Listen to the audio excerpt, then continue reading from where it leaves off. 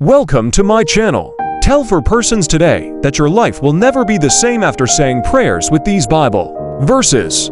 You must be rich this year so that you can help the poor.